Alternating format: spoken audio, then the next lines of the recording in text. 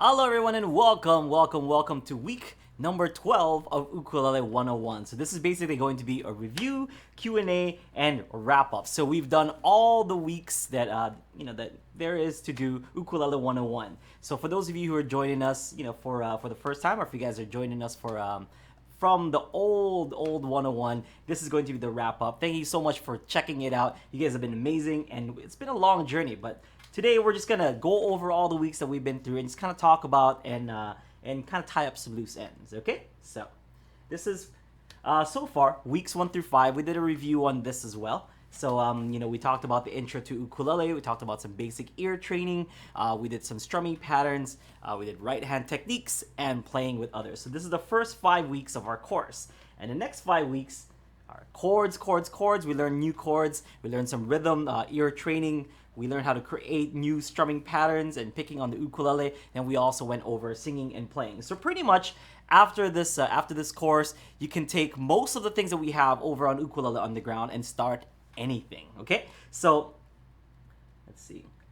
This is the first week that we did, and it was called Intro to Ukulele. So Intro to Ukulele, I kind of showed you guys a brief history on ukulele and where it came from, and how it kind of came to be. And we learned our first few chords, C, F, and G. We also learned how to tune our instrument, how to kind of hold it properly, and just the nice little basics of how to play the ukulele.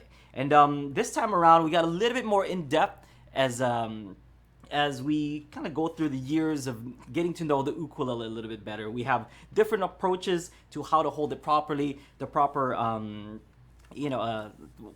to hold your ukulele basically, and how to play your first few chords and how to first strum your ukulele. We've taken different approaches to it like that we did when we first did Ukulele 101. There were some big changes, especially how we kind of give you guys an imagery, or I want you guys to visualize how to do these techniques, and it comes across a little bit easier, a little bit clearer, for not only for the audience but for me as well as an instructor. When I'm kind of showing these examples, like the rainbow and all the things that we talked about on week number 1, and with all those things, it also helps me a little bit because when I'm going with the flow of the imagery that I've set, we kind of see the image together. We see the big picture together, and we can both put it into our ukuleles. So as far as week 1 goes, is there anybody that has any questions or having any kind of hard time with with week number 1? Week number 1 was pretty crucial because this is where we learn how to hold it, how to play it, and play our first few chords, like the rainbow with our left hand, fingertips. So that's one of the things that we added, fingertips. Make sure your fingertips are touching the string and the fret that it needs to touch. So that light touch, that kind of that arch, that rainbow, and the end of the rainbow we had the pot of gold. So we did all that talk, and and like I said, that imagery not only helps out with the course, but it also helps me out as well as your instructor, trying to describe all these things to you folks, because for me it's kind of tough. When I first learned the ukulele, there was really no right or wrong way to do it, as long as you hear the chord out, or as long as you're playing the song and stuff. It really didn't matter. But for this, I want to give you guys a nice and concise and perfect imagery of what it's supposed to look like when you play those chords in the ukulele. So, any questions so far from the people in the audience? People are just coming in, and they're saying that it was a good one-on-one overall. Was pretty like fun, and it was fun to hang out. All right, and we learned our first song. We learned just 1, 2, and 3 chords, and we put some chords together. We strummed, and that's really all you need to know in order to play a song on the ukulele. Just a few chords and a nice little strumming. So from this point on, we just kind of learned just nice little down, down, down strums with our ukulele. But that's all you need. You don't really need to be too fancy to enjoy the ukulele. Yes, you can learn all these amazing things, and you can do all these amazing things on the ukulele. But I mean, if we really want to break it down to the very, very, very basics of ukulele, in order to enjoy it, that's all you need. Just a few chords, and how to strum and how to hold your ukulele. So from just week 1, you can already enjoy your ukulele. All right, so let's take a look at what we did on week number 2. So week number 2 was a little bit more challenging. We wanted to test out your abilities with music in general, and your ability to hear, notes, to hear if it's, if it's sharp, if it's flat, if you're right on. This is kind of the ear training. We added this on to this year's Ukulele 101, or the newest Ukulele 101. I don't think we had this in the last one, but this was very, very, very important, because not only are we learning how to use our ears for music, but we are also learning how to use our ears for ukulele, just in case we don't have a tuner nearby. So you can tune your ukulele, and it's actually more than just that. It also helps you identify what notes are on your ukulele, right? So if you learn how to tune your ukulele using week number 2, we learned that G string 2nd fret and open A string are the same notes. We also learned that the open G and E string 3rd fret are the same notes.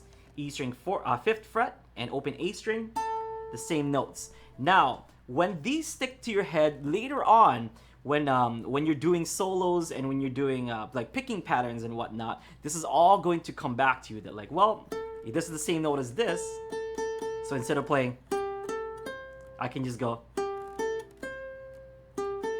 instead of going, and it's the same notes. It kind of gets you more familiar with your ukulele. Yes, it's great that you can, that you can tune your ukulele by ear and how to identify notes. And then we learned a couple more chords, but it's also great to understand the notes that are on your ukulele and being more familiar with the strings as well. So when you're like, okay, well, let's play the G string or the C string or the E string or the A string, you should know what those sound like and try to see if you can get your ukulele as close as possible to those notes. Okay, so ear training, very, very, very important. This is just basic ear training. Of course, there are, on the next course, Ukulele 102, I'm gonna do a little bit more. I'm gonna do an intermediate ear training. So this is just nice basic ear training, but we're gonna be doing an intermediate ear training for the next course.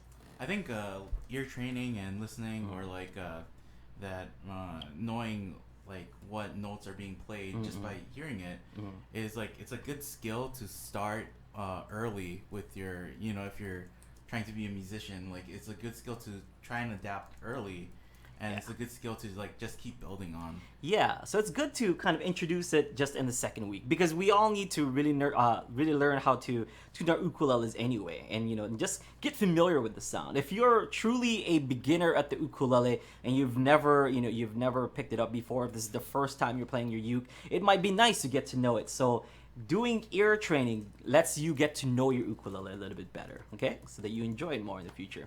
That's like it's a skill set that you'll definitely come back. Like, if you start using it, you'll use it like for the rest of playing ukulele or playing whatever. I mean, just today, I was actually I was using a tuner, and we're playing a song which had me play octaves. So we had those octaves, and I was tuning it with with the tuner, and I'm like, this doesn't sound right. It still sounds flat. When I was playing it, it sounded like this. So just that, like, little bit off, you can hear it.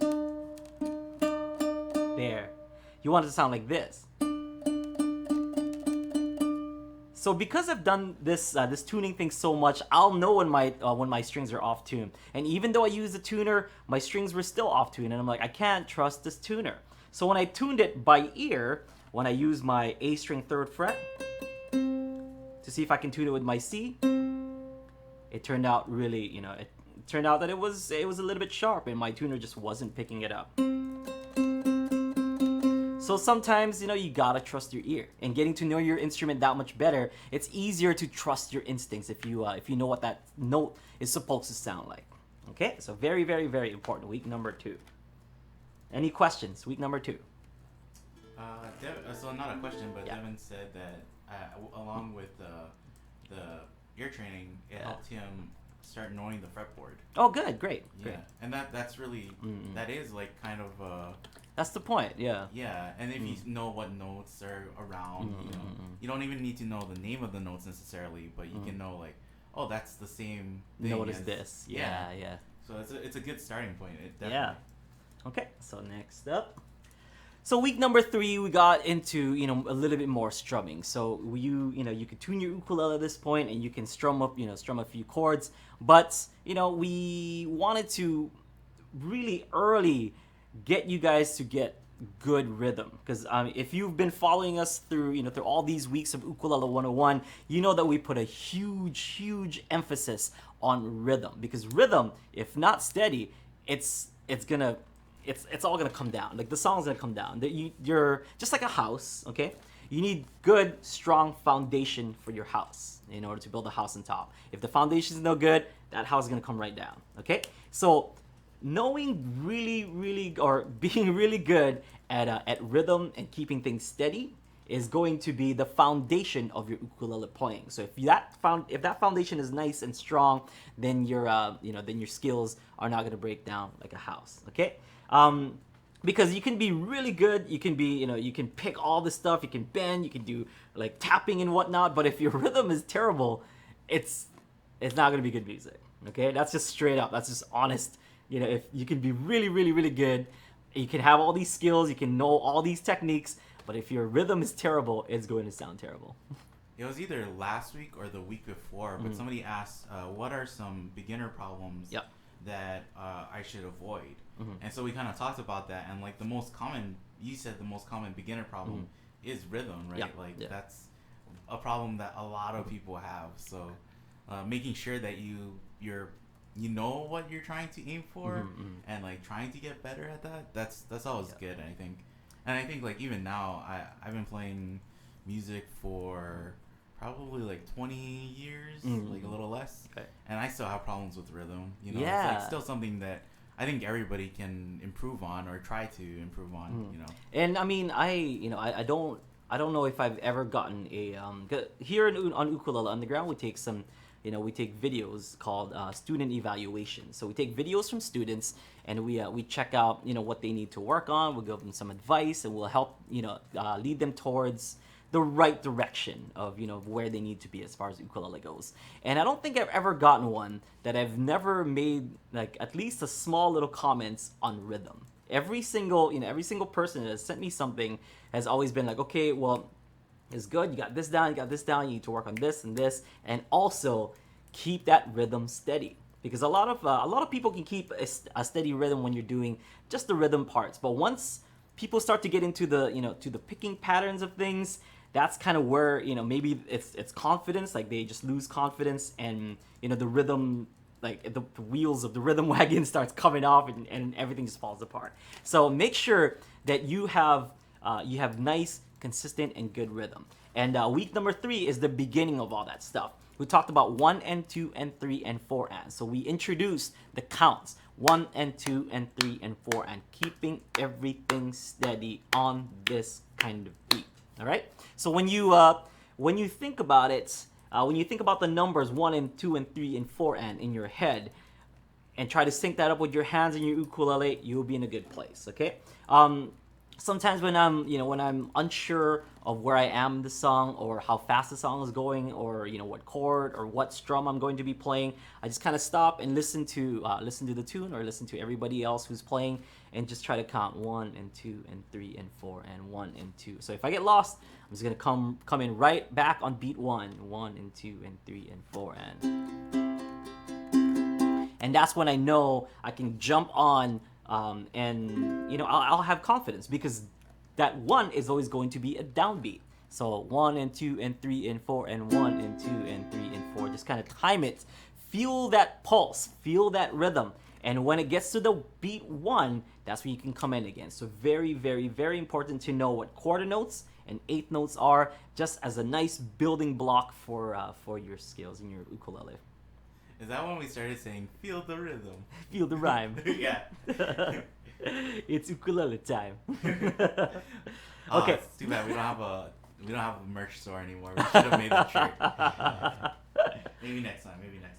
So hand moving but not playing, that's also part of it, just to keep that rhythm steady, is keep your hand moving, because your hand needs to move like a pendulum, and while your hand is moving like a pendulum, that's what's going to keep everything in place, or everything nice and steady. So keep your hand moving, even though you're not playing. Keep hand moving but not playing. So regardless if there's a strum there or not, keep that hand moving. Okay. Next up, making up your own strumming patterns. We've done that pretty much throughout the whole course. We were just kind of thinking of some strumming patterns. I gave you guys some most common ones, and I think even if you don't want to make up or create your own strumming patterns, you should be in a good place if you at least practice the ones that we showed you throughout the course. We showed you the most common strumming patterns, and if you work on those, you should be in good shape. What do you guys think? Yeah. Kind of, yeah. That's like the most common.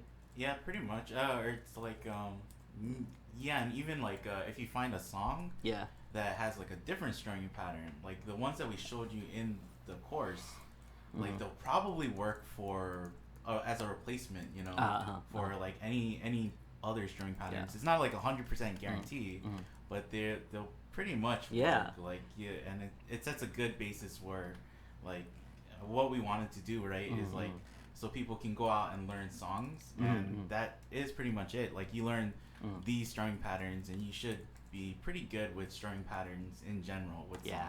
Yeah. So.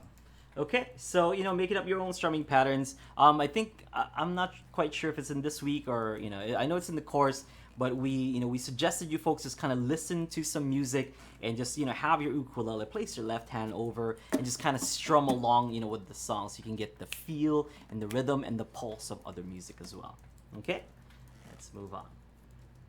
So week number 4. So we learned a little bit more technique this time. So now we can, we have some rhythm, we can play some chords, we can strum a little bit, and we can tune our ukulele. So next up is to add a little bit of flair to our right hand. So we learn how to do rolls, and we learn how to do finger picking, because not everything has to be strummed, right? You can play individual notes on your ukulele and just kind of use finger picking to highlight specific notes. Okay, and it doesn't always have to be a pattern as far as fingerpicking goes. Fingerpicking could be can sound beautiful, yeah, even though it's all random notes. Okay, so I'm gonna play random notes in this.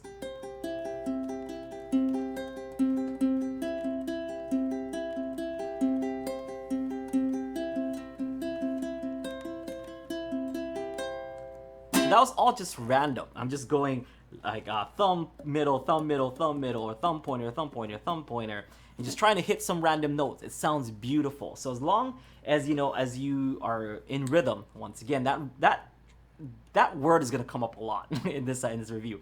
Rhythm is one of the most important things that you should work on when you're playing the ukulele. So finger picking, as long as you're in rhythm, you should be good. But we also showed you some most common patterns as far as finger picking goes. That top to bottom picking, and also the in to out, out to in. All of those are all good. Okay. So we gave you a couple of new chords this time around. We introduced 7th chords. So 7th chords, they have that.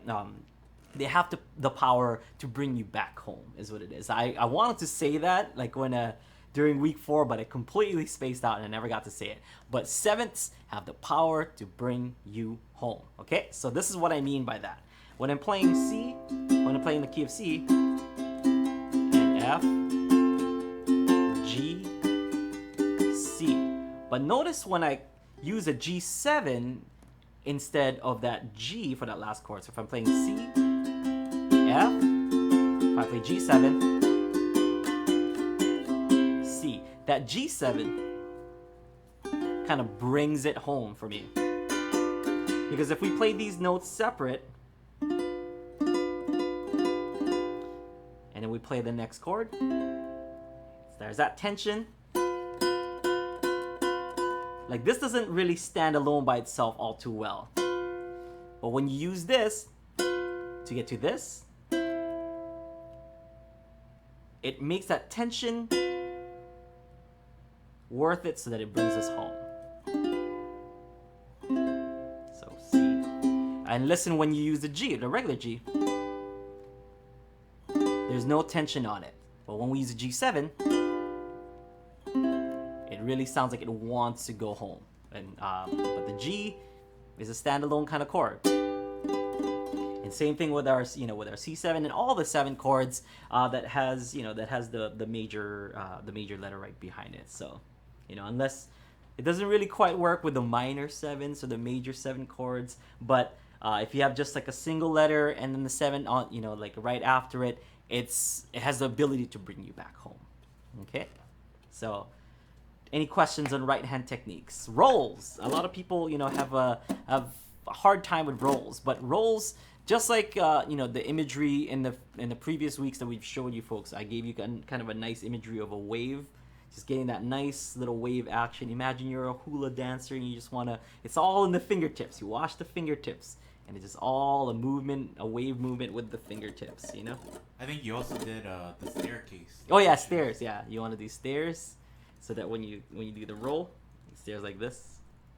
Yeah, and when you do the roll, it'll just kind of it's staggered. So it's all about playing or staggering those fingers. So they don't all play all at one time. You want to stagger them to get that roll. Okay. All right. Any other questions? One of our members, he's doing like each week, and then he's also doing the homework videos for each great. week. Yeah, and I was like really impressed. Like the roll really is like a technique that people have trouble with. Like they can't get it.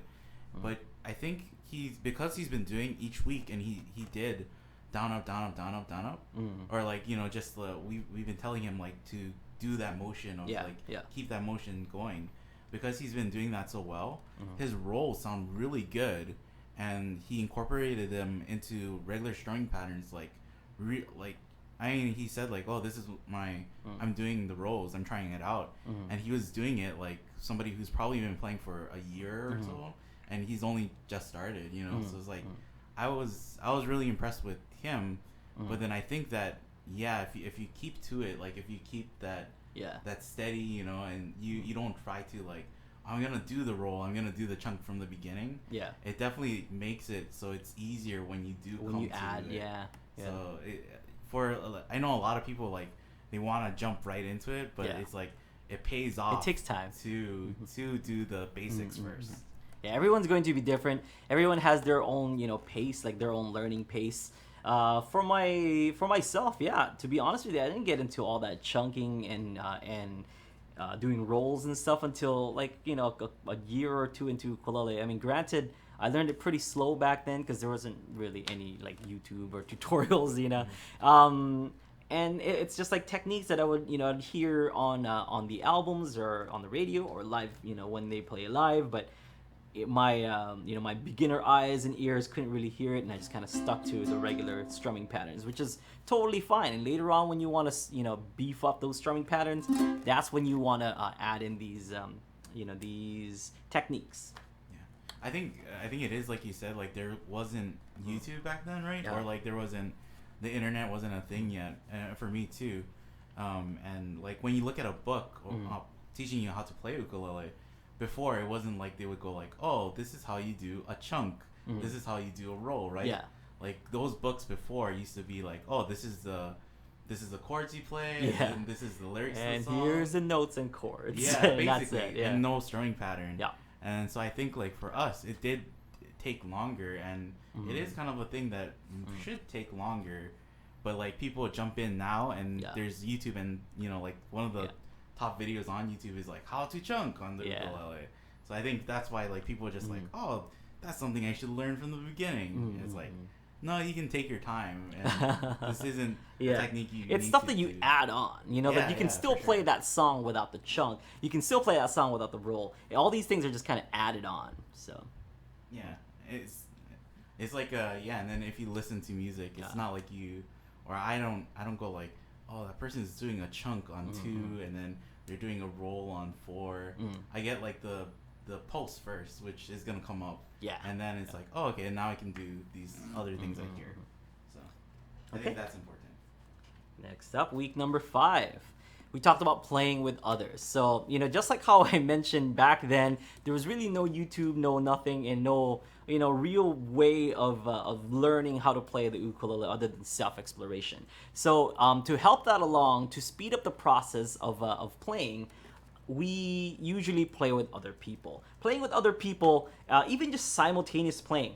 Even if you don't do the next 2 where you play something different and you do different parts and stuff, just by playing simultaneous with someone, just by jamming with somebody, playing the same exact chords, same exact strumming pattern, whatever, all same rhythm, is going to help a lot because if you do have a rhythm problem and if you tend to like skip beats and stuff, that's all going to be pretty apparent when you play with someone else, because all of those are going to stick out like a sore thumb. And the more you play with others, the better your ability to keep up a steady rhythm and steady beat is going to be, because the beat needs to be steady in order for both of you or three of you or 10 of you to follow, right? Because if you have like the wrong rhythm and you expect other people to follow your wrong rhythm, is going to be messy. So it's really really really good. Even just this first one, just playing with other people is huge, is very very very important. Okay, and on that note, once you have good rhythm down, playing something different also helps make the song a little bit more colorful. Okay, playing like a different strumming pattern, or maybe doing finger picking instead of strumming it while the other person is strumming, or while the other 5 people are strumming. Playing something different adds a whole new layer of music to whatever you're playing. Okay, so also basic picking, rest strokes, free strokes, and arpeggios. We got our first taste with with week 5 of picking. So we learned about rest strokes and just kind of plucking basically, and then no, free strokes, which is plucking, and then rest strokes, which is like plucking and then resting it on another string. All very important techniques, because I didn't even know that this is what I was doing. The rest strokes and free strokes and and all that jazz. I didn't know that that's what it was called, but I was doing it not knowing the proper term. But once it was defined to me, I'm like, that's what it is. It's a rest stroke, it's a free stroke. So by knowing the terms and using those terms to identify what it is you're doing with your ukulele, you can pretty much just practice that technique. Because before, I'm like, well, I guess I'm just gonna practice picking because it's just all picking, right? So using free strokes and rest strokes and arpeggios, using these terms, lets you kind of zoom in on just that one type of picking, because back then it was just all picking, right? So I'm just gonna focus on rest strokes, or I'm just gonna focus on free strokes, or I'm just gonna focus playing arpeggios. So these are the things that you have to kind of keep in mind. Getting familiar with the musical terms is a huge help. Okay, so that you can pretty much identify and single out what you need to work on. I think when you learn rest strokes and free strokes and like the difference between the two, it makes you like a more thoughtful musician, because you think about like, should I use a rest stroke here, or should I use a free stroke? Would that be better? Like, what's the benefits of either one, And that's kind of what we're hoping for, right? Is like to make people like think more when they're playing, or like to be more conscious of what they're actually playing. For the most part, it's all rest strokes, unless you're doing unless you're playing in an A string, and then it's all free strokes if you're finger picking. So that's like the rule of thumb. Free strokes are when you do finger picking. I'll do it this way. It's because you're striking up, and then it's all free. It's not resting on anything. And then rest strokes are usually when you do flat picking. I'm always resting it on something else. And what this does is it helps me pace and keep things in steady rhythm. It helps me pace the picking that I'm about to do. So even if it's just as simple as, if I plucked it up for a free stroke, I'm still able to do it, but it's actually a lot easier for me to just kind of rest that finger on the next string down, in order to keep it nice and steady. So now my thumb's got this nice steady down, just down, down, down, down, instead of like kind of pluck up, then pluck up, pluck up, pluck up. It's it's a lot easier to do rest strokes. But at the same time, when I'm doing finger picking, and if I always have to rest on on the next note up, it might not be ideal either. So free strokes when finger picking, rest strokes when doing flat picking. Okay, nice little rule of thumb. But you can use both in any situation. Just in general. Yeah, in general. Happens. Yeah. Yeah. Even the difference between when you did that the Mary Had a Little Lamb right now, it sounded like when you did rest strokes, like you gave each note its full time. Yeah. And then when yeah. you did free strokes, it kind of sounded like not that you're rushing or you're speeding up, but that the length of time after the note rung out was like shorter, and then it's like going to the next note already. The as far as I can tell, with the rest stroke is mostly a stroke down, whereas free stroke is like kind of going from the bottom and going up. Okay, it's like, or plucking up. So what it does is your strings kind of do this, where it stretches out and it kind of just hits your it hits down up like this. So your strings, I can kind of show it to you. So when we pluck this way for the free stroke, that string is gonna vibrate in and out. Maybe in and out would be better than down up. So like it goes into your ukulele and out. That's kind of the vibration that it does when we do rest strokes. When we do free strokes. Sorry, when we do rest strokes, that string is going to be vibrating down up. So that's the down up. It's going to be vibrating this way because you're pulling that string down. Okay, and then it will vibrate like this.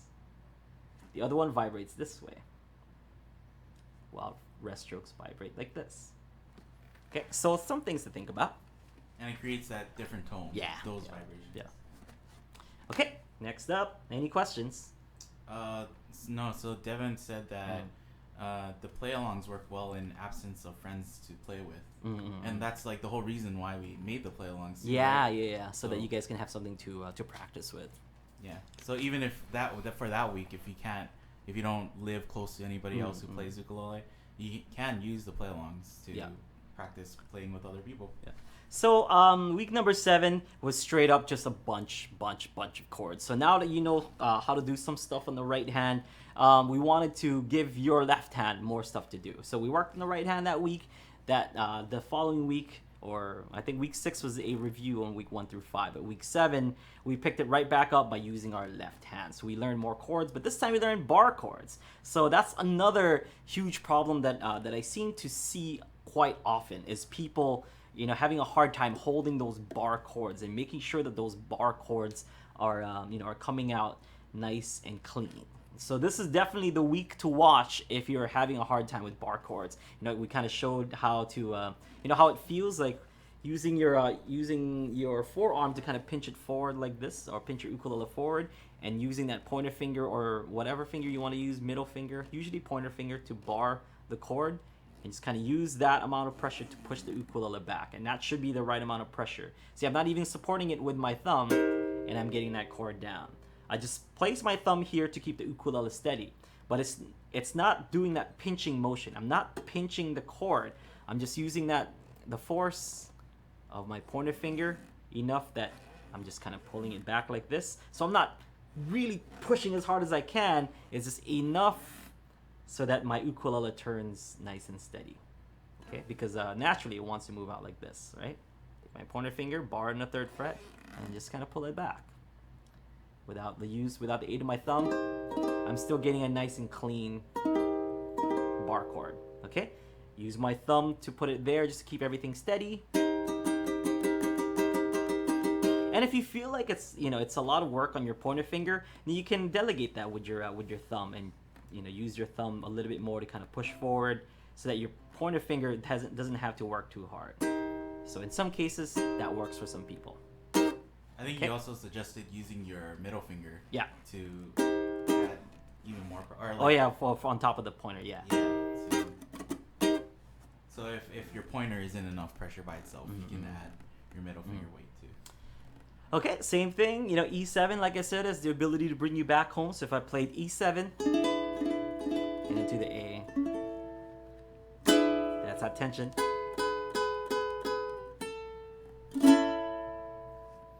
So instead of playing E,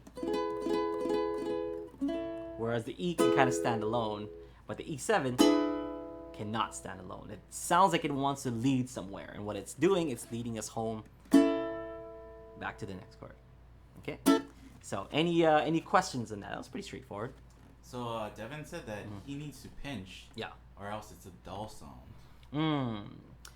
Then that means that you're not either check the position of your pointer finger, because that should be enough pressure. The amount of pressure needed to pull your ukulele back like this should be enough pressure. So check the position on your pointer finger if you're maybe in front of the fret wire like this. So that would give me that sound. Or if I'm too far behind of my fret wire, you get that sound. You have to be right in the middle. Or if you're up or down. Oh yeah, or if you're up or down is... on the knuckle. See. I think you said you lay your pointer up the fingertip and then down.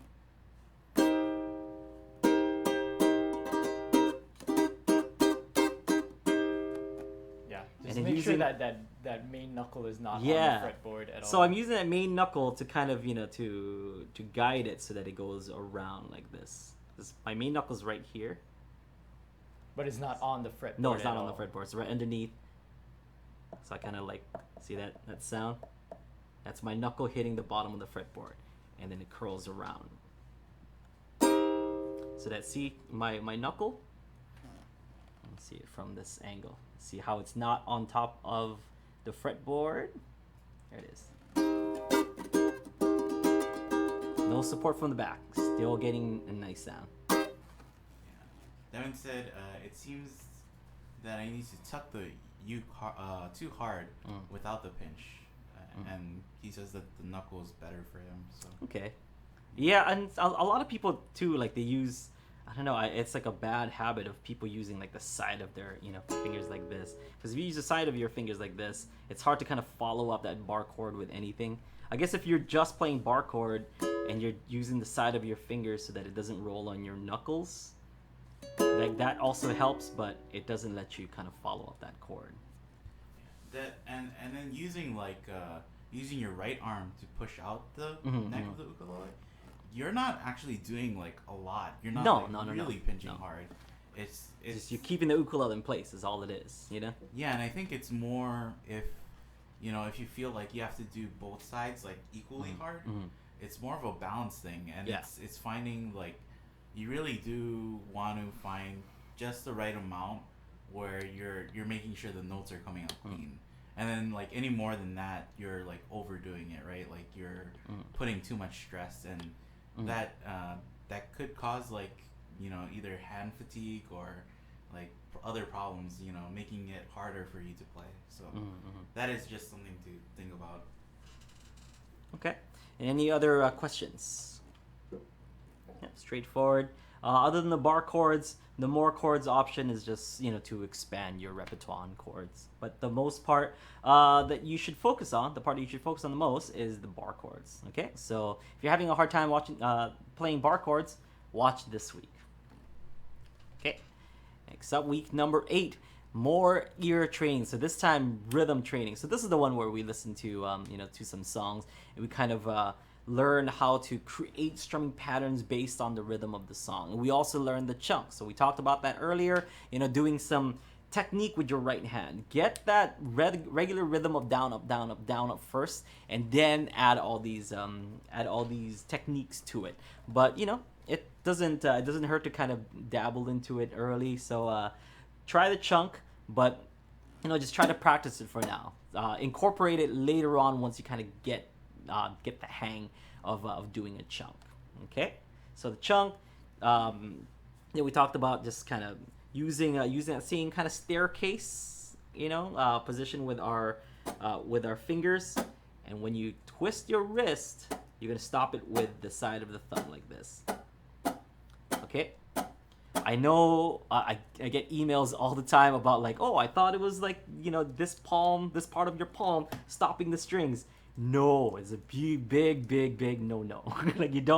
You don't strum your ukulele and then you stop it. That takes your wrist out of that pendulum motion that you want, right? Because when you use the open part of your palm to stop the ukulele from playing, that will take it out of this kind of position, because you want to just keep the strum steady, right? And like I said, one of the most important parts of beginning ukulele is to keep that rhythm steady. So if you have a steady rhythm, want to just keep it. See that pendulum motion? Now watch if I use my palm to do the chunk. Notice it kind of has to go out of position in order for me to place my fingers or to place my palm on the strings. Because all you really need is your thumb. Your thumb will do all that work for you. And it's no weird positioning in your thumb either. This is just your regular position of pointing down to the ground. Pointing to yourself, pointing down to the ground. When you point down to the ground, your thumb's right there. So it doesn't really need too much. So you can keep the rest of your hands and fingers steady for that rhythm pattern.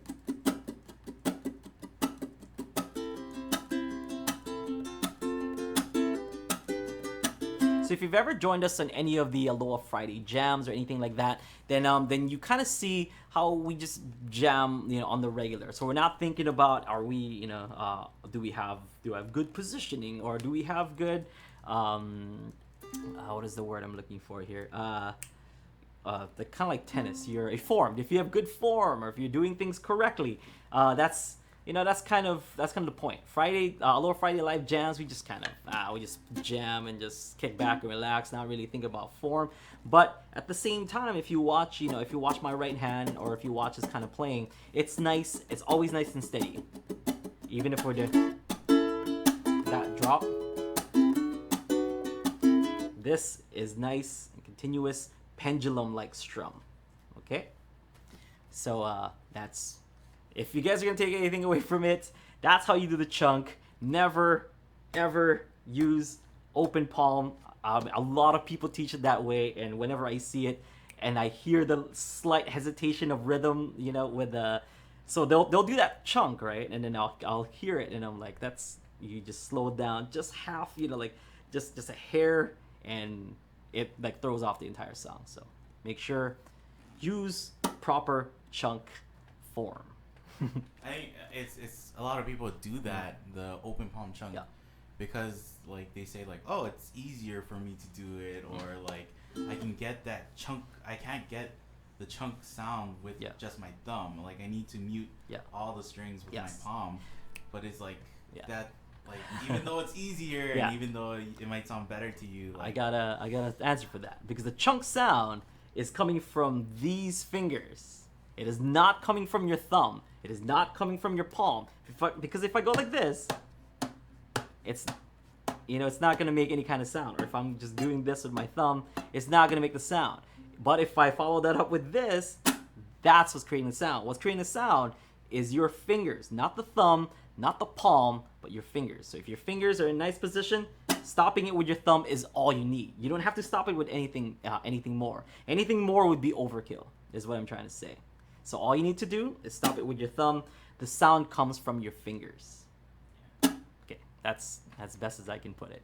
And it really is if you learn this now the right way, then you don't have to worry about it later. Where if you're doing more technical strumming patterns, and then they say to use a chunk, and you're having a hard time with the open palm chunk, you have to go back and relearn this one, right? Yeah. So we want to make sure you learn it the right way. Consistent. Where we're trying to focus on consistent rhythm and save you steps later on. What's that?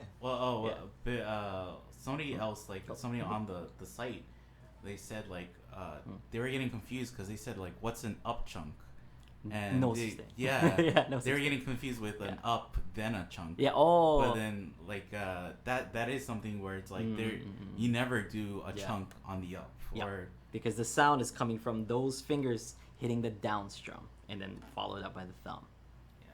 If anything, the closest thing to that is muted up strums, right? But that's not a chunk. The chunk is always on the down. Always on the down. Yeah.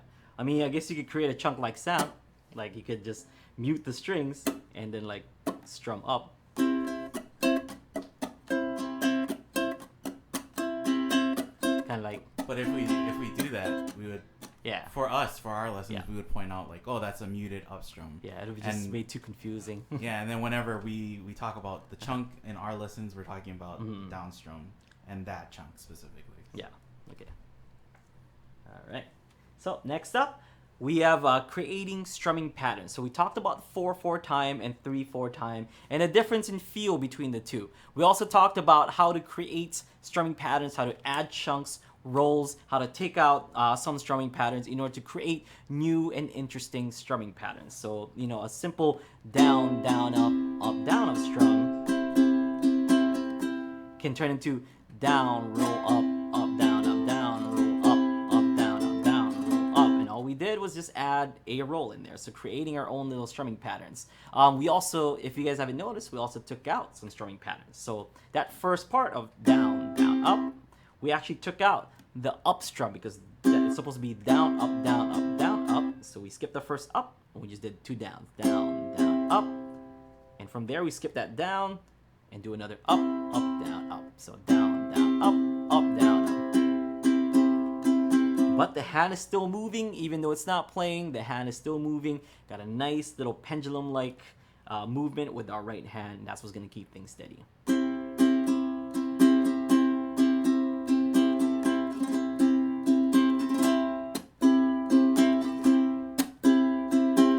So that's like 3 different ways to play one strumming pattern.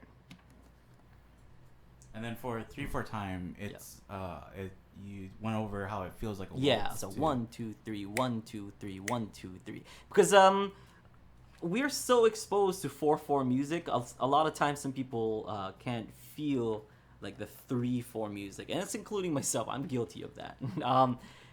I play regularly at church on Sundays, and church music has a lot of 3/4 and 6/8 kind of timing to it, and whenever I'm leading the church into playing, if I don't see that the time signature is 3/4, I usually mess up my entire choir because I'm strumming in 4/4 rhythm, but it's like a 3/4 song, and I don't come to practice. So they're like, "What are you doing?" And I'm so sorry. I swear I'm a professional musician. Yeah. But it's so very, very, very important. You don't want to run into church problem like how I do. But 3/4 time, 4/4 time, different feel. But you can use the same, the same building a strumming pattern in 4/4, also on 3/4. Okay. And then there are more time signatures, but those are the 2 most common. Most common, right? yes. So yes. That's what you'll find. Yeah. And that's what you should be familiar with. Yeah. Because not a lot of times we're playing at 5/4 or. Well, I was gonna say, do we have any lessons on our site that are in? We can do take 5 is the most common. We've talked about it, but all of our lessons on the site are in 4/4. For the most part, yeah, 4/4, 3/4. Yeah. So. Okay, so next up is picking on the ukulele. Is that right? Sorry, did I skip one? No. Okay. So picking on the ukulele. This is this was the big one. We waited until week number 10 in order to kind of show you guys picking techniques. Why? Because we wanted to get you guys a nice foundation. If you rush into picking too early, it's it might be detrimental. Okay? We want it to be a good foundation first, and then build on top of that foundation. So now that you guys know all the chords, how to hold it correctly, how to play your ukulele correctly, how to strum properly, how to keep a nice and steady rhythm, now we're gonna do all this stuff. So all the left hand techniques of slides, hammer-ons, and pull-offs. I know I use Kiwi, Mufasa, and Super Mario for these techniques. So giving you guys nice little visuals once again, and also the combination of those techniques. So doing basic picking or soloing is just going to be using these, or a combination of these 3 most commonly used techniques. It's the same thing for guitar, it's the same thing for violin, for ukulele, any kind of stringed instruments. These 3 are going to be your most common techniques: slides, hammer-ons, and pull-offs. So make sure that you guys are familiar with these 3, because that's pretty much where everything is going to stem from. It's going to stem from sliding, hammer, and pulls. Okay, so make sure you get these 3 and make sure to practice the combination. Okay, so at this point, you can go and learn a bunch of stuff that we did for the monthly lesson, because the monthly lesson, it has the chords, which you should know. And if you don't, in the lesson we do show you how to hold those chords, strumming patterns, and techniques in those strummings. So if we say, oh, it's going to be down, chunk, up, up, down, up, you should be able to do a down, chunk, up, down, up, at this point. If not, then you should know that you can substitute that chunk for a down. Okay, so at this point in Ukulele 101, you know that, oh, I don't need to play that chunk. I don't need to play that roll. I can just substitute a down strum in there instead, and it'll work just fine. So that's little life pro tips on Ukulele Underground. So you can do strumming patterns, and now should be able to do some basic finger picking patterns. Now I know a lot of the finger picking patterns, no, not a lot, but some of the finger picking patterns might be a bit challenging. But if you look at how they're marked, if they're marked intermediate or beginner, at this point you should be able to play all the beginner songs that we have over on our song list, basically on the monthly ukulele song lessons. So you should be able to do that, all the basics. Okay, some of them include like Aloha Oi is a good one. You can try When the Saints Go Marching In. When the Saints Go Marching In, that's a UU plus solo. We got Knocking on Heaven's Door. All these things I like. Wonderful Tonight's, Drop Baby Drop. See, these are songs that we play during the Friday, Aloha Friday live shows, live jams. So if you want to jam along with us at this point, you should be able to. Okay, and let's see, any questions on that? Yeah. So ST Bagpiper asked, are Yeah. there any beginner finger picking videos on you that are musical I can work towards? So it's like the ones we just mentioned, right? Yeah, the ones that we mentioned, like you could try those out. If you like a more like kind of classical feel, we do have like classical tunes over on the UU Plus solos. You can try your hand at like For Elise, might be doable. It's it's relatively simple. You might be doing some arpeggios in there, but I know you learned arpeggios earlier on in the weeks. So let's see, what's another one? What's the Alicia Keys song that? Oh, If I Ain't Got You. Yeah, and then Yeah, that that- one it kind of has like it's pretty steady, right? Yeah. Like, so that's kind of a good way to learn that finger picking motion and Yeah. to get that repetitive kind of thing, because that happens a lot. What's another one? Yeah, we that did, one is. We did mess up on that. Yeah, one. that was a 3. See, a classic example. It's supposed to be 3/4, but Drinker played in 4/4. Don't tell people. Yeah. Well, yeah, that's the reason why. Yeah, it's 6/8. That's 6/8. But another finger picking one. What are the? I was thinking of it's a little hard, but I was thinking Malagueña. Malagueña. Yeah, that's because the left hand isn't Yeah. too complicated, right? right. It's all on the right hand, and that kind of like that. Yeah, That and we staggered. we yeah. did it on baritone, but you can take the same positions and Yeah. you can take the same string Yeah. picking and do the same thing, or Yeah. do it in a different key, but it'll sound good. Yeah, it'll sound okay. Carol Bells, there you go. That's a good one. Yoda, he was giving us some good suggestions here. Carol the Bells, great one. So make sure you check those out. At this point, you can play a lot of that stuff right in Ukulele Underground. Okay. And last but not least, singing and playing. This is what we talked about last week. So for the final tutorial, I would say, tutorial week of Ukulele 101, singing and playing, we wrapped it up really nicely because at that point, you should have a nice little steady rhythm, at least steady, okay? Even if you can't do any fancy kind of techniques or anything like that, at this point, the main thing is to have nice and steady rhythm. So if you have nice and steady rhythm, then singing and talking or having conversations over it should be easy. Okay, and if not, then that's it all comes in practice. So try to practice your talking, your singing, and try to play at the same time. So if you don't know how to sing and play at the same time, this is a great week to watch. We go over just kind of moving your lips, moving your mouth while you're playing your ukulele, and just getting used to moving your lips and moving your hand up and down at the same time. So that. Okay. So now that we've gone over all the weeks, as far as all the weeks goes, after week number this is going to be number 12. After week 12. We mentioned, in the last slide that you can now go ahead and go play whatever song that you want on our song selection lessons over on Ukulele Underground. So those are some great examples of some songs you can try out right now. They've got some pretty relatively easy chords. You can try "Friend of the Devil" by the Grateful Dead. You can try "Wonderful Tonight" by Eric Clapton. You can try "Knocking on Heaven's Door" by Bob Dylan. There's so much songs over on Ukulele Underground that are now available to you after you watch Ukulele 101. So Ukulele 101 takes you to through all those basics of just basic finger picking, basic strumming, some chords, and some basic techniques. So, and that's why we figured, ukulele is pretty easy, is relatively easy and a lot of fun to play, because it took us all of just 10 weeks to show you folks, what took me like years upon years upon years of learning on the ukulele. So this is a nice little fast track, so you guys can get from knowing nothing on the ukulele to being able to sing and play your ukulele at the same time. So you can have confidence when you go into your ukulele groups or ukulele clubs, or when you jam with other people. You should be able to keep up with with most of the stuff that they're playing after the 10 weeks of Ukulele 101. All right. So and of course that goes without saying that if you practice all the things that we assign to you, so all the assigned homework that we had throughout the weeks, if you've been keeping up with all those, then you should be in good shape. Okay, and don't worry about it. And this is I know it's like 10-week course or whatever, but always do it at your own pace. Okay, the number one thing is always to keep it at your own pace as far as practice goes. Number one thing, practice what you can. Okay.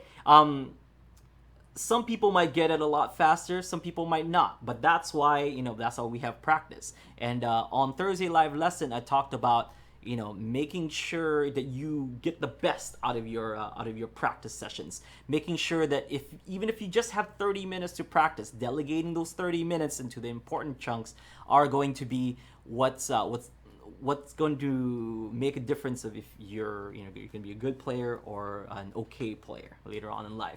So at this point, if you have 30 minutes, here's how you should delegate them. Okay, the first 10 minutes it's just warm-ups. So just take your strumming hand and just take your strumming hand and your metronome. See if you can kind of just keep a nice steady with your metronome. So strum that about 30 seconds. Just down, up, down, up. Don't do anything fancy for now. And then raise the BPM, or the beats per measure, or beats per minutes on your metronome by 10 beats. So you want to start off with 60 beats per minute and just do a nice simple down, up, down, up, down. And then 70 beats per minute, and then 80 beats, then 90 beats, and 100 beats. You get a nice little warm up with your left hand. And if you want to, right hand. If you warm up your left hand as well, you can use chords. So just do down strum and do some chord changes. And then another 10 minutes trying to figure out techniques. So when you're doing that nice little steady strums, you can do like rolls and add chunks and take out some of those strums. So basically, practice your strumming pattern for another 10 minutes. So just nice and steady rhythm practice, 10 minutes, strumming pattern practices the next minute. And while you're doing your strumming pattern practices, you might as well practice chords with your left hand, so you can kill two birds with one stone. So maybe practice chords you're unfamiliar with, mix those up with easy chords. So if I'm having a hard time, say, with my B minor chord, but I know how to play a G chord or an A chord really well. Okay, so I might be able to like play my A chord, and then B minor chord, then to the G chord, and back to A. Just so that I can have chords that I know and I'm familiar with, and whenever I'm on those chords, it gives me a nice little break. So I can play A, with my eyes closed and whatever. But then once it gets to the B minor, it takes a little bit more time, so I need to really focus on it. Then go to the G, that gives me a little bit of break. Back to A, gives me a little bit of break, and then to the hard chords. So make sure that you give yourself some time to have a break while keeping this right hand steady. Okay, so you can kill two birds with one stone by practicing chord and strumming patterns. Okay, so 10 minutes chord strumming patterns. Last 10 minutes is for your left hand techniques. So I would get into some scales at this point, just kind of practicing those scales. after that last week that we did, or no, 2 weeks ago, when I showed you guys the picking practices, I showed you an A scale of 0 to 4, 5, 7, 9, 11, 12.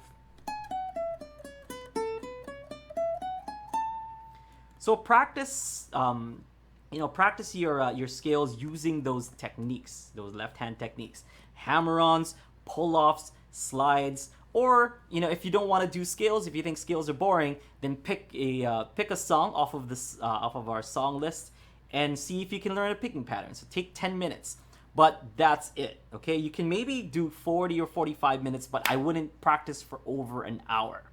And because if you practice for over an hour, you tend to go into the realm of over practice. Now, over practice is also dangerous because your mind can only retain so much information, and if you stress out your brain trying to do too much, then you're actually you're taking one step forward and two steps back. So make sure to give your brain some rest, and know the difference between practice and playing. So when I'm playing, I'm just playing songs. So if I'm gonna play songs, that's called playing because I'm playing a song. If I'm gonna do like Stand By Me. So I wouldn't consider this as practice. I would just consider it as playing around. So make sure you have dedicated time, even 30, even 20 minutes a day. Try to delegate those 3 most important points of warm-up, chord, and strumming pattern, and then picking patterns. Okay, so make sure you have all those 3 main components, and you should be in good shape. Okay. I think so the person who's been doing homework videos for each week, the thing that I'm like most impressed with him is that he identifies like what he's not good at. Yeah. And he says like, oh, I need to work on this. I noticed that I'm having trouble with these things. And I think that's really important. Is like I think everybody likes to do the things that they're good at, right? Yeah. And it's like, oh, it's easy for me to do. I can strum. I can I like picking because I can pick and it's easy. But like for us to identify like, oh, I'm having a trouble with the chunk, so I'm gonna dedicate time to practicing the chunk. Like even though it's not necessarily fun, it's not as fun as something that's easy to do. It is important if you want to get better, or if you do want to finally like say like, oh, I can chunk now, or I can do these techniques.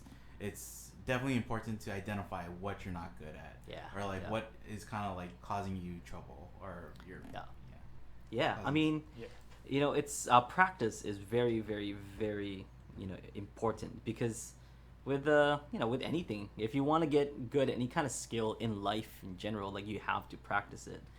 Like you don't just like read about like how to drive a car like on on the internet, or watch YouTube videos on how to drive a car, and you get inside a car, you're like, I know how to do this. Of course you have to practice, right? And that's the best example that I can give. You have to put in the time, you have to put in the work in order for you to to get good at what you want to do. Some people do have like a natural knack for it, and that's great, but not everyone does, including yours truly. Like I had to practice for years in order to get to where I am today. So don't feel discouraged if you're if you're watching me and it it looks kind of like I'm making it look easy, like quote unquote. I get a lot of those. I use this because these are the things that people tell me all the time. So but it took years, and we do try our best to try to explain exactly what we're doing. But if your fingers and hands and positioning don't match up exactly the same to what I'm doing, just know that with enough practice you can. Don't think that your fingers or your speed has to be the same thing as mine, or what you see on YouTube or on TV. Don't worry about it. Go about it at your own pace. The main thing is to have fun with your ukulele. Okay, that's very, very, very important. The ukulele is a fun instrument, and that's why just from the first week or two with Ukulele 101, you can already have fun with your instrument. You can already play some chords and strum a few songs, and that's enough to have fun with your uke. So never, ever, ever lose sight of the fun of ukulele, because that's what will keep all of us going. That's what keeps me playing this awesome little instrument over 20 years later. I've been playing for over 20 years, and in those 20 years, it's always been fun. Okay, and I've never lost sight of how fun the ukulele is. All right, so I want to end it on that note. So I want to end it so that you guys can, the last thing that you guys think about is how fun this instrument is. Okay, I want you guys to just kind of take a little break. We're going to announce when we're gonna do 102. So it's going to be 102, and after that course is going to be 201. So we are no longer holding 103. 103 will turn into 201. 102 is going to be focusing mainly on intermediate techniques. So at this point, after you do 101, you should have all the necessary things to be considered an intermediate player, okay? After doing 101, all the things in 101 are all beginner things. So if you master all the beginner things at 101, after you graduate from that, you are now an intermediate ukulele player, okay? So we're going to be covering all the things that an intermediate ukulele player does, and that means more techniques. That means learning a little bit about music theory. That means, taking on harder songs or harder techniques. So we're all really, really, really looking forward to doing 102. We've enjoyed ourselves immensely here on 101, and we've been really, really, really proud of what we could give to you folks this time around. We were proud of what we did back in 2008 or 2009, but you know what? 2017's Ukulele 101 is something that we're extremely proud of, and I hope you guys have enjoyed it because we loved every single minute of it. And we want to thank you guys so much for tuning in every single week, listening to this siren that you're about to hear right now. That's in there every single week. Okay, so do you guys wanna add anything else? So I know I did it wrong again, and I didn't introduce the other two guys, nor myself. My name is Aldrine Guerrero. I'm joined by Kahai Furrigan and Aaron Nakamura. First, let's go with Aaron. Aaron, do you have any closing thoughts? Oh, I don't know. Did you want to take questions from the audience? Okay, yeah. I thought there was. Didn't know we had any more. Oh, it's just random questions. Okay. There's one saying, how would you practice learning scales and moving up and down the fretboard? Mm-hmm. So how I would practice scales. How I would practice scales is I would kind of identify what makes a scale first. So that's pretty important because somebody can just kind of show you, oh, this is a scale, C, then C string second fret, so on and so forth. But that only lets you, yes? That only teaches you that scale. It doesn't really teach you what a scale is or how to create a scale. It just teaches you that one scale, but you don't know anything else. So to approach scales, figure out what makes them first, and the formula is whole, whole, half, whole, whole, whole, half. So whole step, half step, whole step, whole step, whole step, half step. Okay, so by understanding the music theory behind scales, it'll help you understand scales better. Therefore, you can use scales more effectively. Because if you're just practicing playing this over and over again, you're just gonna get good at doing this. Okay? You're not necessarily adding anything onto your knowledge or doing anything different. You're just getting really good at playing scales. So that's what my my high school band teacher, Mr. McIntosh, told me. He's like, okay, if you're gonna practice something, make sure that you understand why you're doing it. And how I would approach it is to learn the music theory behind it, because at least I'll know why. And learning that, you can kind of learn how to apply the skills to music, and that's ultimately what you want to do, right? You don't want to just be when they say oh, take a solo, you just solo a scale, which there's people who do that, and make it sound good, but you can't necessarily do that for 30 minutes or anything. So you gotta learn how to. I think understanding the idea behind it will lead you to being able to this is why I learned how to play scales in the first place. Yeah. So it does. A lot of people are like, oh, I don't want to learn theory and I don't want to learn all these complicated things and stuff, but it does lead to all that. If you want to do all the fancy things that you see people playing on stage or on YouTube and stuff, you gotta learn the music theory for it.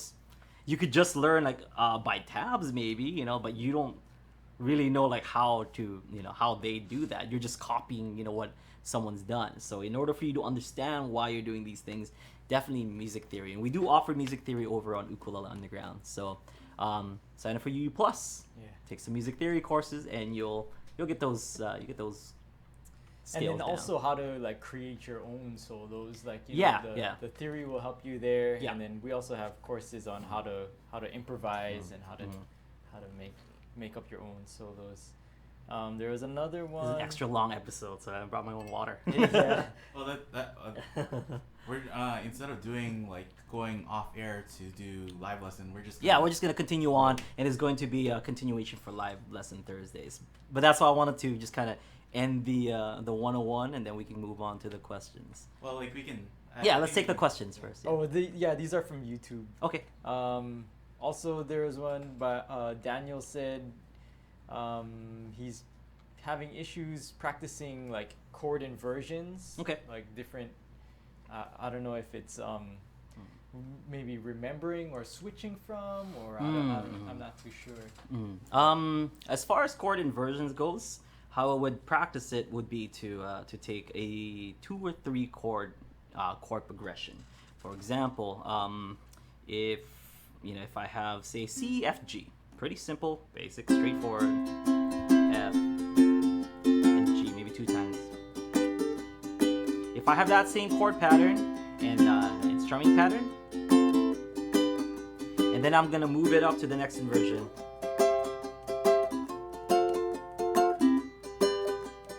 And then move back. So at least I'm practicing it with with application or in application. So I can kind of understand the next time I play this chord or I play this chord, I'm gonna associate this chord with this. So that I know that this and this, same chord but different inversions, or this and this. So just through repetition, you're gonna notice all these patterns. So C, F, G is this C, F, G in inversion. Then you can also have C, F, G up here. So you can do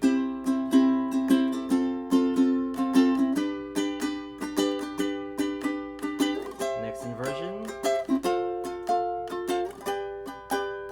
next inversion.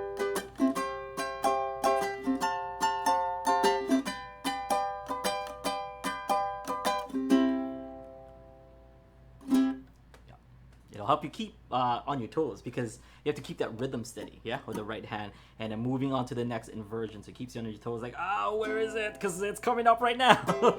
So that's one good way of practicing inversions. And if you want to challenge, do instead of that, and then cut it shorter. So instead of 4 beats, maybe you can do 2 beats. 1, 2, 3, and then you can do 1 beat. So.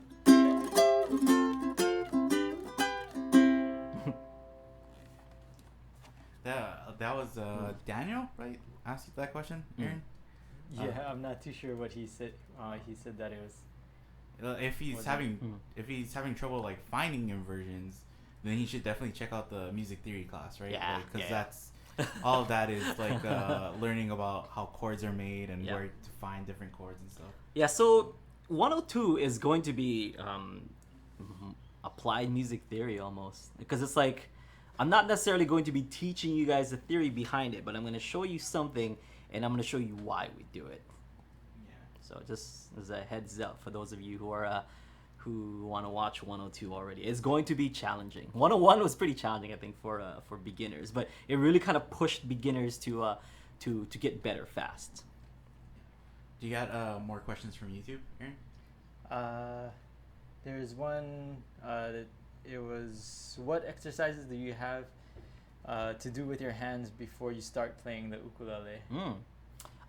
Just shake. We have a series called practice sessions, and that's where we kind of explain all of that. So you can do the shake, which is just like, letting your hands loose as if like you had water on your hands. If you ever like washed your hands, you're like, how do I dry this? And just like drying it off like that. So just, making sure the hands are nice and loose, getting all the blood circulating through, everywhere on all your fingertips. And then we like to do what Chris Salvador taught us, which is that rock on and inner peace. Like that's one. And we have one that I was taught by Mr. Hal Kinnaman of doing the spider exercises of like doing this exercise like this, and then this. You probably have seen it from other ukulele instructors out there. But original Hal Kinnaman. I always have to give credit to Hal because it's unfortunate because I talk about it a lot, but that's something that we did that never came out, right? I don't think that did that ever come out with Hal? Yeah, I don't think so. Yeah, it was good, but it's just we couldn't put it out. We couldn't put it out. But I always refer to that, and I always use that, especially if you guys have ever seen us live, or if you've ever attended any one of my seminars live. We start out, with that kind of practice of rock on inner peace, Chris Salvador, and then the lifting up on group A and B as far as the spider exercise goes.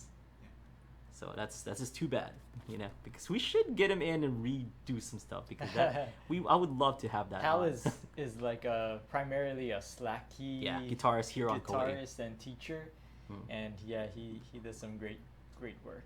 Yeah, Hal Kinnaman. If you guys are interested, he does have a book. If you guys want to learn how to play slack key guitar, Hal Kinnaman, HALKINNEMAN. Hal Kinnaman.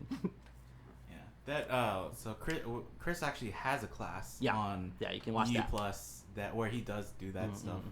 But then also we have uke minutes for people who don't have UU Plus. They can watch uke minutes where you explain the spider and you explain the call up and stuff. Have we explained the spider in minutes? I don't think so, but we do have warm-up exercises or left-hand exercises. I figured. Yeah. Okay. But I mean, you don't have to do those. No, you don't. But I mean, it is good to warm up before you play. Oh yeah, especially now. Honestly, I've been seeing the importance of warm-ups because I'm not like a spring chicken anymore where I just like, oh yeah, it's time to go play the show, and then we play like a 2-hour show no problem. Now, like, I don't know if you've noticed, but I'm like, I don't know if I can play that song right now, but maybe I'll play something a little bit easier. Later on in the set, then I'll play that because, it's not properly warmed up. But now, as I'm getting older, it's like, maybe I should warm up before I get on stage now. I'm not a young spring chicken like how I used to be. So, any other questions from YouTube?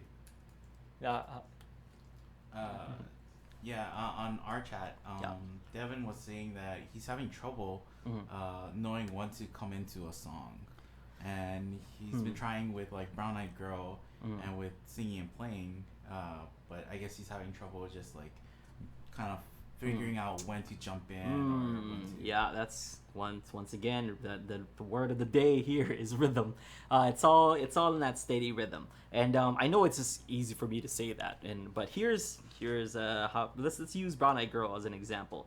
So we have the chord progression of F, B flat, F, C7. Oh, G, sorry. We taught it in G here in Ukulele on the Ground. So G, C, G, D, right? So if that's the rhythm pattern, so down, chunk, up, down, up. And you can break it down as 1, 2, 3, 4, 1, 2, 3, 4, 1, 2, 3, 4, 1, 2, 3. If I keep counting 1, 2, go to the picking, 2, 3, 4, 1. 1, 2, 3, 4.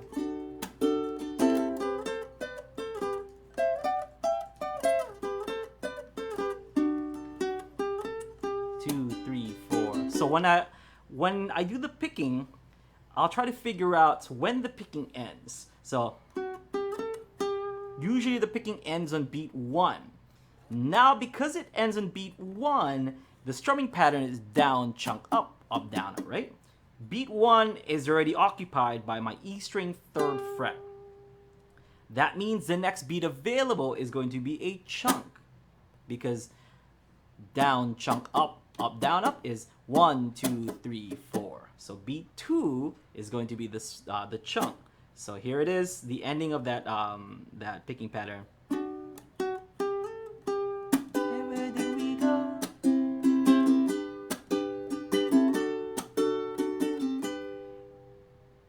So if you figure out where the picking ends and the strumming begins, then it's a lot easier. But if you feel like that's a little bit much, what you can do is you can wait and count 4. So 1, 2, 3, 4. Okay, where did we go? And just go right in after that. Okay, so you can do.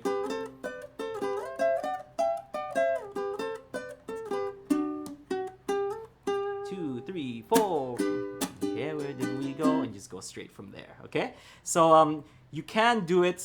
You can just pick up, where it leaves off, but make sure that everything is still steady. Okay.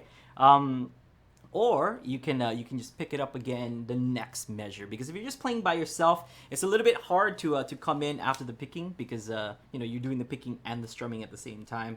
So but if you're playing it as a solo, it's kind of okay to give yourself maybe one measure to get back into it.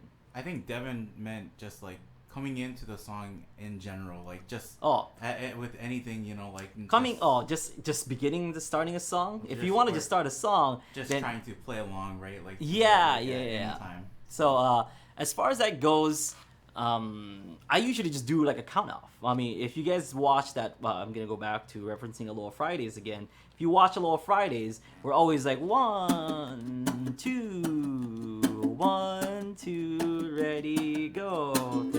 And what that does is it allows my hand to start the rhythm, or start the pulse, start the beat. So by counting out loud, 1, 2, 1, 2, ready, go. And at that point, this hand is already steady. It's already started that pendulum movement and is going to be steady for the rest of the song. And once I begin the song, I got nice little rhythm patterns ready to it. Some people tell me like, oh, it's a little bit campy. They're like, oh, 1, 2, 3, go, but like, it's the most effective way to start the song on time and on rhythm. And I usually don't care. I'll be like, I'm still gonna count it out. I'm gonna sound like a punk band as much as I can. Like I think if he's doing like with the play-alongs too, the play-alongs don't necessarily have like the count 1, 2, off, 3, right? 4. Yeah. But like just get the pulse, like Yeah, get that get the down pulse. up, down up, down up, down up, Yeah. and then like keep doing that. And really, your right hand you shouldn't be thinking about your right hand, and it should be like, oh, this I know, like this is I can feel the rhythm with my right hand, or I can feel it already, so I don't need to worry about it. And it makes jumping in with the chords, or jumping in with the harder strumming pattern, it makes that easier. Make sure you get that pulse first. Yeah, if you're playing with a play along, and if you don't know when to come in, I would just suggest letting one chord pattern go.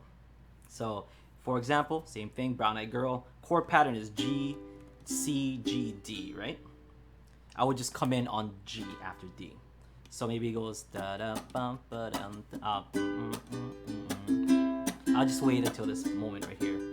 1, 2, 3, go, and just catch it on the next one. Okay. So that kind of allows the rhythm to go one time around, and it lets your ear kind of hear how fast or slow we're going to be taking that rhythm, and then jumping in when necessary. Yeah. And I think like don't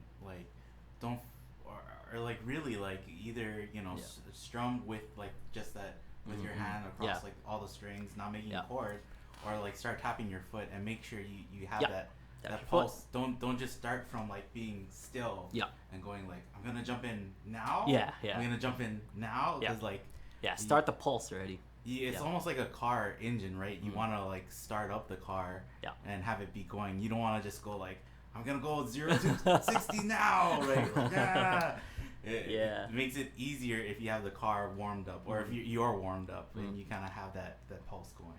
Yeah, a little bit of I mean, it's an advanced kind of technique, but you don't have to wait for a full chord progression. You could probably wait till the next chord. So if you didn't get it on that G chord, get it on the next chord. It would be C, and that C is gonna come in on beat 1. So all you have to do is wait for beat 1 to come around. So try to feel beat 1.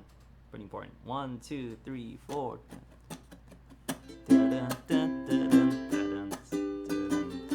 So that's kind of how I would jump in from C on. Okay, next.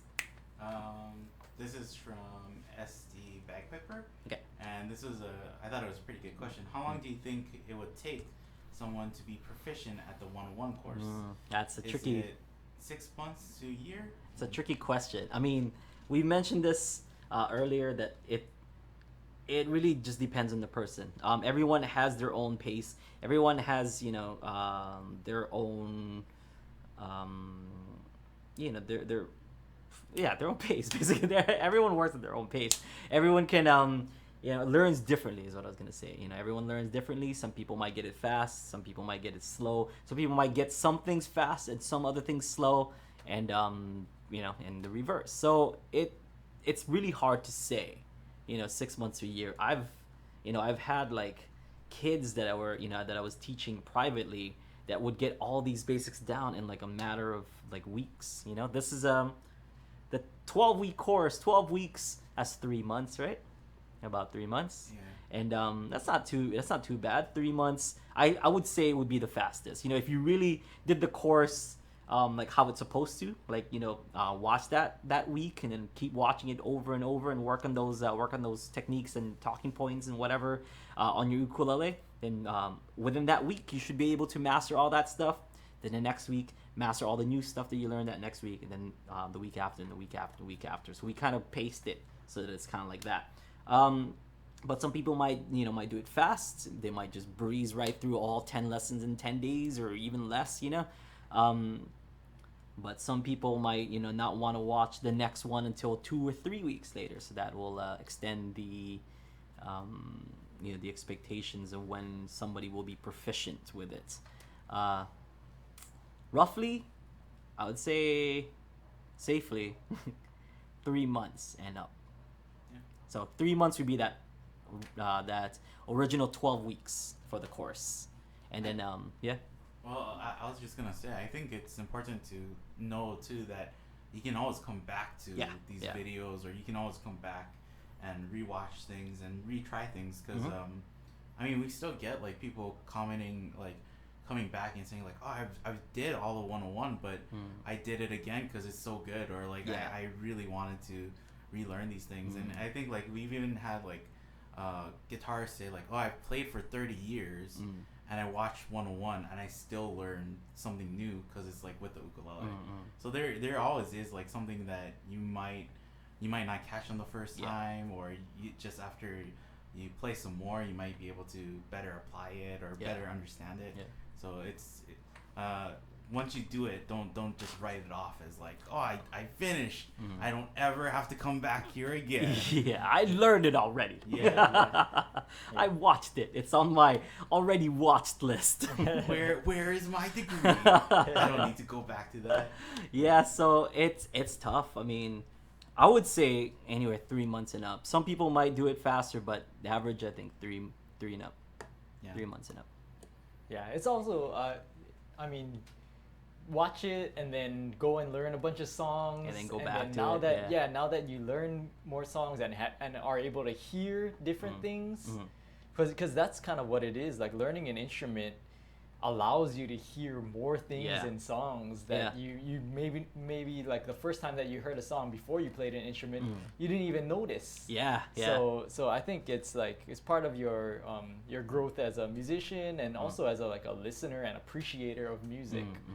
And then once you get to that point, you'll go back and watch 101 again and be Catch like, new oh, things. so that's how they did that, or like like you were talking earlier, and you said that there's a difference between practicing and playing, right? But I think like playing, like if you don't know what to practice, or you're not sure like where you're at, playing a song is like a really good level of like telling you, oh, this is what I need to work on. Like I am not good at the G chord. I'm not good at bar chords. I'm not good at chunking. I'm not good at all these different techniques. And it kind of gives you an idea of like, oh, this is where I'm at, and then this is where I should or what I should work on too, right? And I there's a lot of people who come into the site who are like, oh, I thought I was this good, and then I tried playing this song and it's really hard, and like I'm kind of discouraged by it. But it's like you shouldn't be discouraged by it, because that, even though it's hard for you now, like you put in the time, it's gonna become easier. You're gonna get better at it. And it's always like a step forward. So I think like that's the main point, is like even though you might not be able to play stuff now, like you should always be trying to work on it and play things in the future, because that's, you're gonna get there if you put in time. You're gonna get there. It is. I mean, a great example is just us. Like when we we already did this course. We did Ukulele 101 a long time ago, and then we revisited it, and we found new things that that we wanted to show you folks that also applies to Ukulele 101. So it's always good to revisit things, not just videos, but pretty much anything really if you're trying to learn a new skill, so that you want to make sure that you have your foundations down. Yeah, there's like that book that I was reading. I've referred to it before, that like the Zen guitar. I don't know if it was this show that I did, where like everyone starts off as a white belt, and then there's really only white and black belts in the dojo of Zen guitar, and you practice so hard that white belt gets so dirty from all the training and all the practice that it turns black. There's really nothing, or you can't really move forward until you wash that belt, turn it back white, and relearn everything again, and turn it black, and then wash it, it turns white, it turns black again. It's about making sure that you're learning the right things, that you're understanding what you're learning, and that you're willing to go back and relearn some things. I think you're telling, like, we were just talking, and you're saying like at NAM, you got to either like see musicians play, or you got to play with musicians, and it's like you're picking up stuff that is like, I don't like, how do they do that, like, and how can I learn to do that, right? Yep. And I mean, like, that is like a thing. Like, you've been playing music for over 20 years, right? Yeah. And even then, like, it's not I don't think, if people think of music as like, I'm gonna get to this point and that's gonna be it. It's like, oh, like you can. You totally can. You can. But there's so much to learn and so much to do. And I feel like if you like music and you want to play music, you just get excited by like, oh man, I can. You mean I can play all these things now, or you mean that that's the next thing I can work towards? I think if you think about it in that sense, it's shouldn't be discouraging, and it shouldn't be like, oh, but I worked so long to get there. It's like, yeah, you worked so long, but you did finally get there, and that's great. That should always be an accomplishment. Should always be a pat on the back. Any other questions that we had? I didn't have any from our chat. No. Okay, so I mean, I've said my final thoughts on 101. What do you guys think, Aaron or Kahai? You guys want to give your closing statements on 101 before we go? I think I just want to, I would just say thanks to all the people who stuck with it, because there are people who come regularly every week. Yeah. And we appreciate that. And come regularly, talk in the chat, submit videos of themselves. Yeah, participate, like really participate in it, and we love it. Yeah, and we put out these classes and we do these things, but I think what we get the most excited about is when people come back and they participate in it, right? Like they do leave comments, or they do ask more questions about it. So that's I think that's what we want to see, is like anybody who has any questions or needs any help or anything, we're always right happy here to help. Yeah. And we want to be there for you guys. We're always here for you. Aaron? Just if you have any ideas or what you would like to see coming up, that's a great one. Definitely email us. Yeah, we're open to any kind of suggestions. So if there's something that we might have missed, or something that you want to see on 102 perhaps, or if we do like because we could do like little, if we did miss something on 101, we could turn it into like a uke minute maybe, if there's something that we can add on as a supplementary lesson, make sure to let us know so that we can get that out there as soon as we can. Yeah, so we're always here to help, and we always want to be able to help you guys out, and we always want to be able to point you towards the right direction. Yeah. On that note, this is not final, but when do you guys think 102 will be? I'm saying summertime, but it's almost summer. Yeah. So I don't know. Like summer. It's pretty hot. Well, we gotta plan it out. Really. Yeah. Really. I Plan think it so. out really well first. Yeah, we're gonna we'll take all the notes that we learned from redoing 101 again, and definitely using all that knowledge into 102. I think we're gonna bring like even more stuff to 102 too, like more things that will hopefully help people more.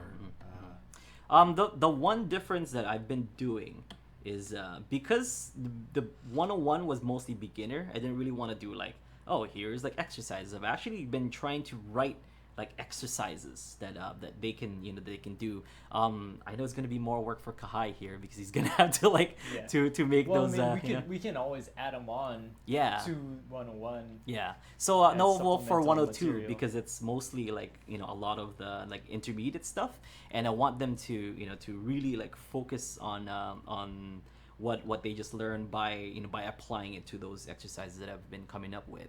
So that's one new thing that you guys can look forward to. I have I have exercises that I've created so that you can practice them at home and apply the things you learn in 102. So 102, I want to see it early fall, late summer, early fall, or maybe just fall. So it'd be like there's our spring semester and then fall semester, but we do want to work on it. We want to give it to you guys as soon as we can. Okay, so that concludes Ukulele 101 and also a nice little bonus Thursday live lessons for you folks. I hope you guys have enjoyed it as much as we have. Thank you so much. On behalf of everyone here at Ukulele Underground, you guys have been so wonderful and so awesome. Anything you guys want to say before we wrap things up? So next week we're not going to be here for 101. We are here. We will be here for live lessons. Thursday live lessons. So Thursday live lessons is going to go back in the 1 o'clock Hawaii Standard Time time spot, and it's gonna go back to being an hour long. So back then Thursday live lessons was an hour long, but during 101, the season 101, we did just half an hour at 2:30 just to accommodate for Ukulele 101. But now we're going back to Thursday live lessons being at 1 p.m. Hawaii Standard Time every Thursday. So if you guys want to learn a thing or two about the ukulele, if you guys have any questions, anything like that, tune in Thursdays 1 p.m. Hawaii Standard Time via Ukulele Underground UU+. So make sure to check out ukuleleunderground.com for all your ukulele needs. If you want to learn how to play the ukulele, learn how to play some songs, ukuleleunderground.com is a place to be. And if you want to take your ukulele playing to the next level and have some amazing content like Ukulele 101, make sure to sign up for UU+. UU+ over at ukuleleunderground.com. On behalf of myself, Kahai Fergan, Aaron Nakamura, this is Aldrin Guerrero. I'll see you folks next time. Aloha.